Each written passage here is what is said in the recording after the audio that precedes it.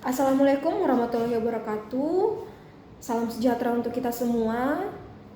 Om Swastiastu, Namo Buddhaya, salam kebajikan.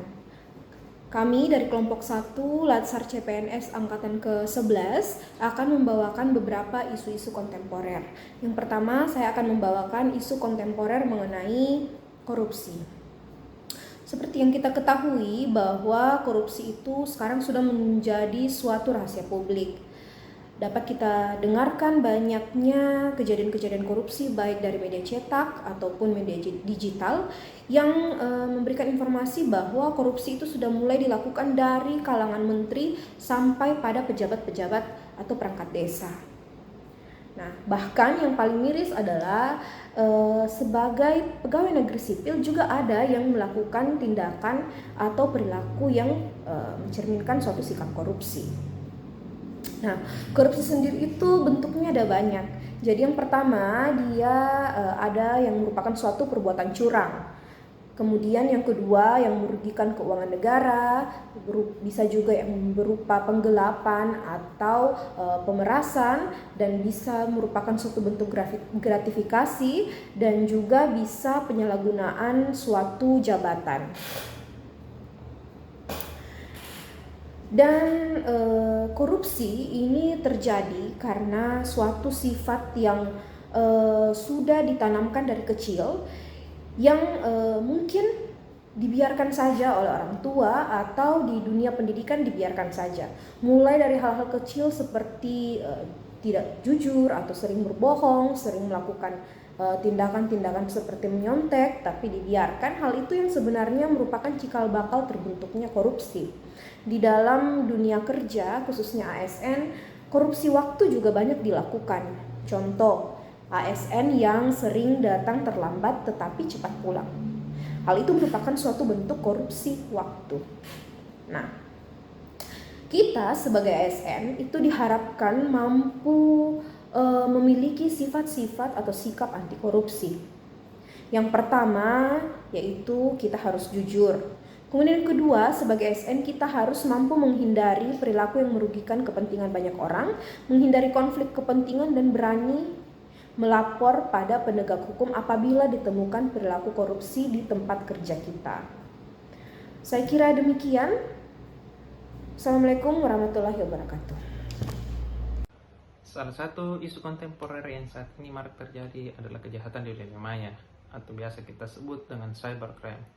Cybercrime merupakan tindakan melawan hukum dengan menggunakan komputer dan jaringan internet dalam melakukan aksinya. Cybercrime sendiri sudah diatur dalam Undang-Undang Nomor 19 Tahun 2016 tentang Informasi dan Transaksi Elektronik, atau biasa kita sebut dengan ITE. Cybercrime bersifat tanpa batas karena menggunakan jaringan internet dalam melakukan aksinya, terorganisir dan sangat sulit untuk dideteksi karena menggunakan identitas palsu dalam melakukan aksinya. Dengan tingginya penggunaan media sosial di era saat ini, maka semakin tinggi pula ancaman kepada masyarakat untuk terkena cybercrime. Ada beberapa jenis cybercrime yang saat ini marak terjadi kepada masyarakat. Di antaranya adalah kejahatan phishing atau pencurian data informasi terhadap orang lain dengan mengelabui si korban. Yang kedua, kejahatan carding, yaitu kejahatan dalam melakukan transaksi dengan menggunakan kartu kredit milik orang lain. Dan yang terakhir adalah pencurian atau peretasan situs web, email, bahkan nomor telepon seseorang untuk dilakukan penipuan kepada orang lain. Maka sangat penting bagi kita untuk bijak dalam menggunakan media sosial di era digital saat ini. Nah, kehidupan sehari-hari kita tidak akan pernah terlepas lagi dari yang namanya sosial media. Selalu saja ada yang ingin kita posting atau ingin kita bagikan. Tiap orang berbeda-beda, ada yang memposting tentang kehidupan sehari-harinya, ada yang memposting tentang makanan, ada yang memposting tentang tempat yang dia kunjungi, aktivitas-aktivitas viral, bahkan ada yang menggunakannya sebagai tempat untuk curhat.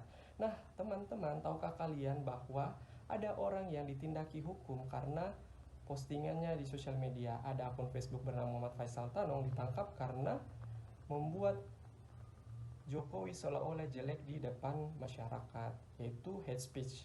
Nah, ada juga pernah dokter yang ditangkap karena memberitakan informasi palsu tentang Panglima TNI. Kemudian ada artis yang kita kenal sebagai Ahmad Dhani ini pernah ditangkap karena menyinggung relawan dari mantan gubernur Ahok. Nah, kemudian teman-teman, hate speech sendiri atau ujaran kebencian ini dia itu bersifat kontroversial karena beberapa pendapat orang bahwa kita itu bebas untuk mengemukakan pendapat kita di sosial media, tapi kita lagi kembali bahwa kita di Indonesia ini adalah negara hukum dan ada undang-undang yang mengatur hal-hal tersebut. Nah, undang-undang tersebut itu mengikat semua orang yang dimana melanggar aturan, baik itu pencemaran nama baik, hate speech, ataupun juga berita hoax. Nah, teman-teman, di Jerman sendiri itu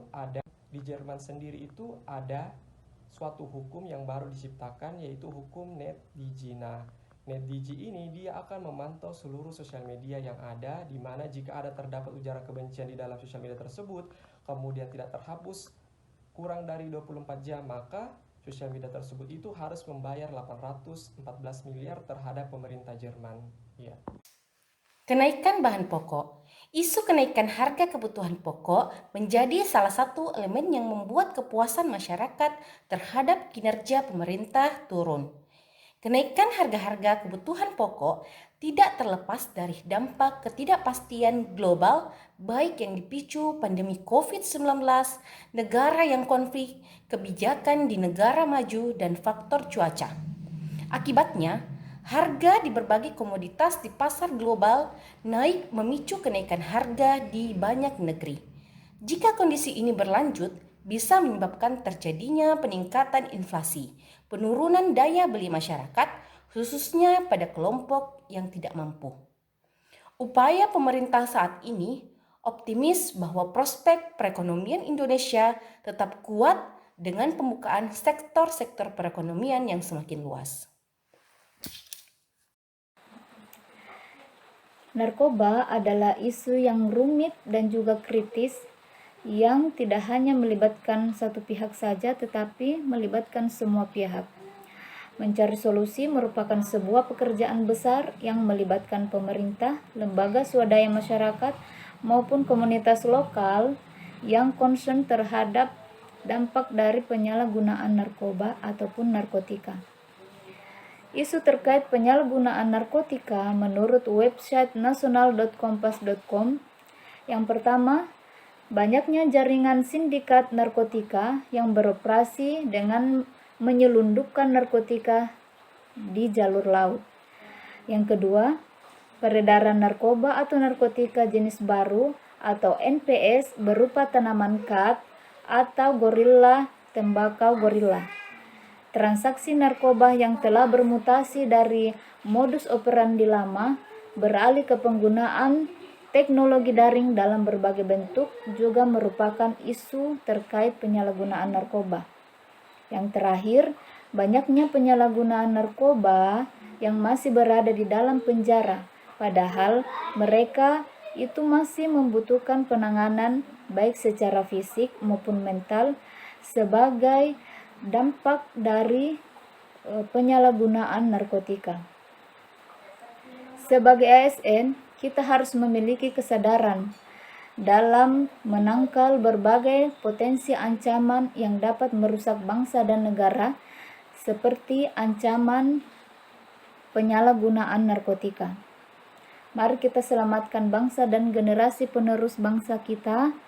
Stay safe, stay healthy, say no to drugs. Demikianlah materi dari kelompok 1. Terima kasih. Assalamualaikum warahmatullahi wabarakatuh.